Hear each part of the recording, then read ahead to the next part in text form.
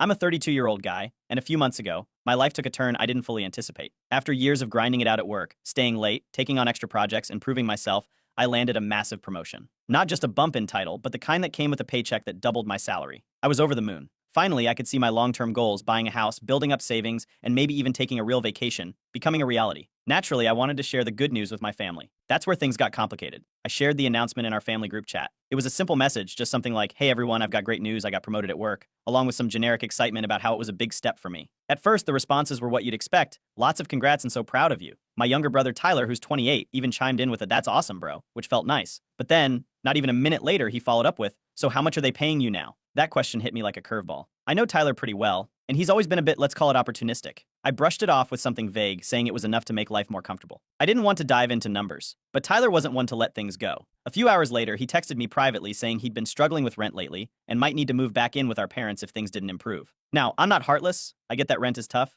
especially in this economy, but Tyler has always had a habit of getting himself into financial messes. He's had jobs before, decent ones, but he doesn't stick to a budget. He's always got some subscription service, new gadget, or expensive hobby draining his wallet. Still, I told him I was sorry to hear he was struggling and hoped he'd find a way to sort things out. That's when he dropped the big one. "Could you spot me for a couple of months? Just until I'm back on my feet." I was floored. My promotion wasn't even 24 hours old, and Tyler was already asking for money. I tried to keep it polite, saying I had plans for my income and couldn't commit to helping him out. His response? "Come on, you're making so much now. A few $100 a month won't even dent your paycheck." Things snowballed from there. Tyler wasn't shy about voicing his disappointment, and soon enough, my parents were weighing in too. They didn't outright demand I help him, but they weren't subtle either. My mom, in particular, loves her go-to line, "Family helps family." Isn't that what we're supposed to do? When I tried to explain that I had financial goals like saving for a down payment on a house, they seemed surprised, almost offended. My mom asked why I'd prioritize a house over helping Tyler, and my dad said something about how I should be grateful to be in a position to give back. It was clear they thought I was being selfish. Meanwhile, Tyler started pulling out all the stops, accusing me of rubbing my success in his face. He said I was acting like I was too good for the rest of the family now. At this point, I wasn't just dealing with Tyler. The entire situation started to bleed into every aspect of my life.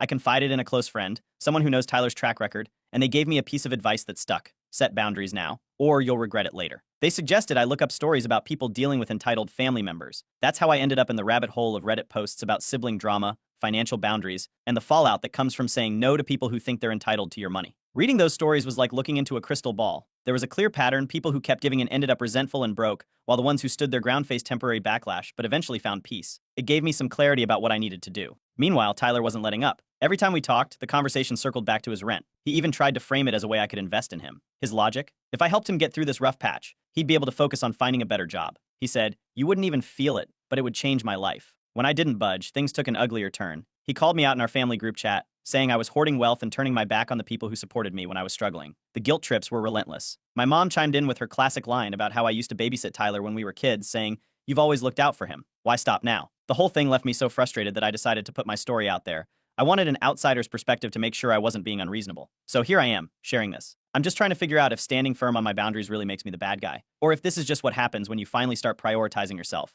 Update 1. After I told Tyler I wouldn't be covering his rent, the silence was immediate. No more texts, no calls, nothing. At first, I thought he might have accepted my decision, but I quickly realized it was the kind of silence that wasn't meant to last. Sure enough, my parents called the next evening. They didn't come right out and demand I pay Tyler's rent, but the disappointment in their voices was impossible to miss. My mom started with, "Tyler's going through a tough time," which quickly shifted into, "I don't understand why you're being so stingy when you're doing so well now." I tried to explain that Tyler's finances weren't my responsibility, but my mom didn't seem interested in hearing it. She went into full guilt mode, bringing up how I used to babysit Tyler when we were younger, how I'd always looked out for him, and how family is supposed to stick together. My dad stayed quiet for most of the call, which honestly made things worse. He wasn't siding with me, but his silence felt like a passive agreement with everything my mom was saying. The pressure was starting to creep into other parts of my life. At work, I found myself distracted during meetings, replaying the arguments in my head. Tyler wasn't letting up either. He began sending me walls of text about how hard things were for him, detailing every financial struggle. He painted me as the bad guy, emphasizing that I had more than enough to help him and accusing me of being heartless. Each message felt like it was designed to make me cave, but I held firm. Then, Tyler took things public. He posted a vague status on social media, something about siblings who forget their roots and think money makes them better than everyone else. He didn't mention me by name, but the timing made it obvious. A few mutual friends reached out, asking what was going on, and I realized Tyler was trying to rally sympathy for his side. It was frustrating, but I wasn't about to engage in a public back and forth.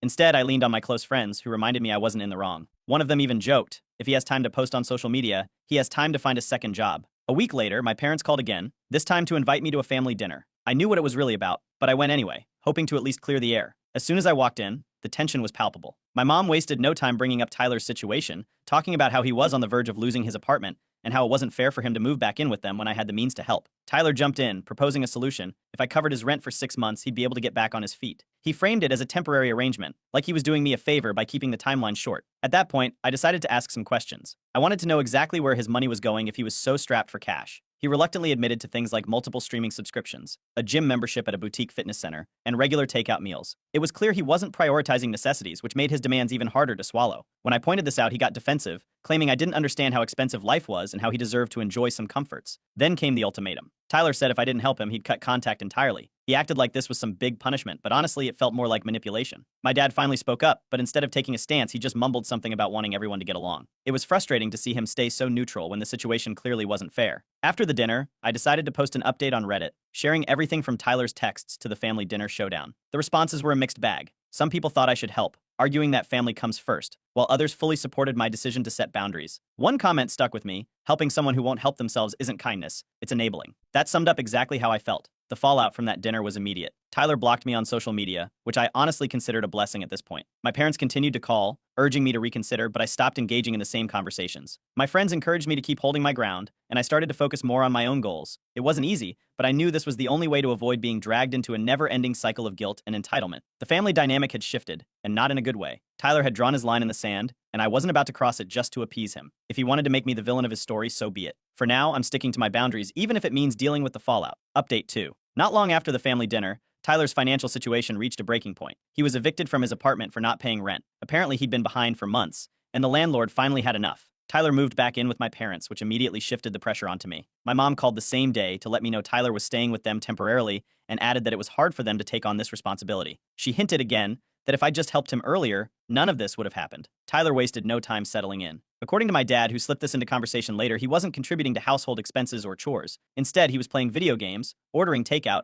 and continuing to live as if nothing had changed. My parents began calling me almost daily, asking when I was going to step up and help. I stayed firm, repeating that Tyler needed to take responsibility for himself. Around this time, I got a clearer picture of just how careless Tyler had been with his money. My parents had access to his bank statements now, and my mom let it slip that his spending habits hadn't changed, even after his eviction. He was still paying for multiple streaming services, in-app game purchases, and a gym membership. He was also ordering expensive meals almost every day instead of cooking. When I pointed this out to my parents, my mom brushed it off, saying Tyler was trying to keep some sense of normalcy during a tough time. Meanwhile, Tyler started complaining that he couldn't find steady work. I initially gave him the benefit of the doubt. Job hunting can be rough, but then I learned he was only applying for jobs that offered salaries way above his qualifications. He wasn't even considering entry-level positions or anything that might help him get back on his feet. It became clear that Tyler wasn't struggling to find work. He just didn't want to settle for less than his ideal. As if that wasn't enough, Tyler decided to escalate the situation by dragging an extended family. Suddenly, aunts, uncles, and cousins I hadn't spoken to in months were messaging me, asking why I was refusing to help my brother. Tyler had told them a highly skewed version of events, painting me as a greedy, heartless sibling who cared more about money than family. One aunt even sent me a long message about how she'd helped her brother once and how I needed to do the right thing. Then came Tyler's latest demand. He suggested that, as a Christmas gift, I should pay off the remaining balance on his credit card. He pitched it as a win-win, saying it would take a huge weight off his shoulders and bring the family back together. I didn't even dignify that with a response. Instead, I sat down and wrote an email to Tyler, clearly outlining why I wouldn't be giving him money now or in the future. I kept it polite but firm, explaining that his financial issues were his responsibility to solve, not mine. My parents were livid when they found out about the email. They accused me of breaking up the family dynamic and making things worse. My mom said I was creating unnecessary drama by refusing to make a small sacrifice to help Tyler. At this point, I realized I needed professional help to navigate the guilt and pressure. I started seeing a therapist who helped me recognize the manipulative patterns in my family and how to enforce boundaries without feeling like the villain. Tyler, of course, didn't take my email well. He responded by posting screenshots of our conversations on social media. He carefully selected messages that made me look bad while leaving out the parts where he was demanding money.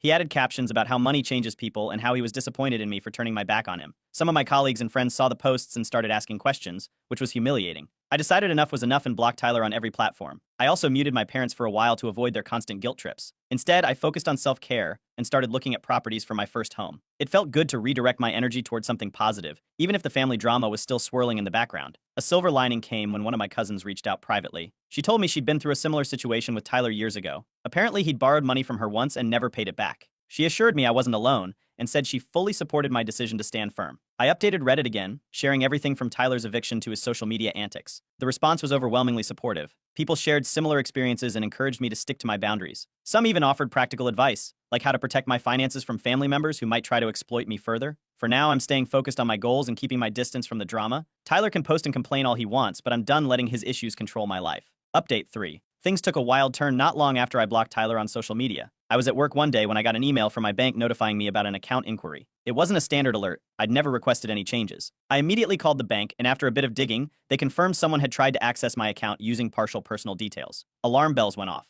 I suspected Tyler, but I couldn't prove it yet. The confirmation came a few days later. I stopped by my parents' house to drop something off, and while I was there, I noticed a stack of mail on the dining table. My name was on one of the envelopes. It was a bank statement, one I'd never received. Tyler had intercepted it. My mom brushed it off, claiming he must have grabbed it by mistake, but I wasn't buying it. When I confronted Tyler directly, he shrugged and said he was just curious about my finances and wanted to see how much I was really making. That was it for me. I left the house and went straight to the police station to file a report for mail theft. The fallout was immediate. My parents were furious. They called me non-stop, accusing me of overreacting and dragging the family into unnecessary drama. My mom said filing a police report was too extreme and begged me to drop it, claiming Tyler was just being nosy and didn't mean any harm. My dad chimed in, suggesting I should handle this internally as a family instead of involving outsiders. But this wasn't just nosiness, it was a violation of my privacy. Meanwhile, Tyler doubled down on his excuses. He claimed he only opened my mail because he wanted to understand why I was so hesitant to help him financially. He spun it as if he had a right to access my information because we're family. The audacity of it all was unreal. I stuck to my guns and kept the police report in place. It didn't lead to immediate charges, but it created an official record of the incident. The stress of it all started to wear on me. Even though I was keeping my distance, the constant guilt-tripping and accusations from my parents weighed heavily. My therapist recommended I consider a restraining order if things escalated further. She also encouraged me to take a month-long no-contact break from Tyler and my parents to focus on my mental health. I decided to give it a shot. During that month, I threw myself into work and even hit a new career milestone. I landed another promotion, which felt like a huge win, but I kept it quiet this time. I didn't post about it or share it with my family. I didn't want to give Tyler any more ammunition. Unfortunately, word got out anyway. Someone at work mentioned my promotion to a mutual family friend, and before I knew it, my mom was calling me, asking why I hadn't told them. When I didn't engage, she accused me of being secretive and said my actions were tearing the family apart. Tyler eventually reached out with what I thought was an apology. He sent me a long text, apologizing for taking my mail and saying he wanted to move forward. But by the end of the message, he was back to his old tricks, asking if I could help him out with some credit card debt to give him a fresh start. It was clear the apology wasn't genuine. It was just another way to manipulate me. I didn't respond and forwarded the message to my lawyer instead. At this point, I'd had enough. I consulted a lawyer about protecting my finances and identity. They helped me set up fraud alerts on my accounts and walked me through steps to ensure Tyler couldn't pull any more stunts. It was a relief to have that layer of protection, but the whole process made me realize how far things had spiraled. Despite everything, I had a strong support system. My friends and colleagues rallied around me, reminding me that prioritizing myself wasn't selfish. A few even shared their own stories about dealing with entitled family members, which helped me feel less alone. One colleague suggested I update Reddit with the latest developments, so I did.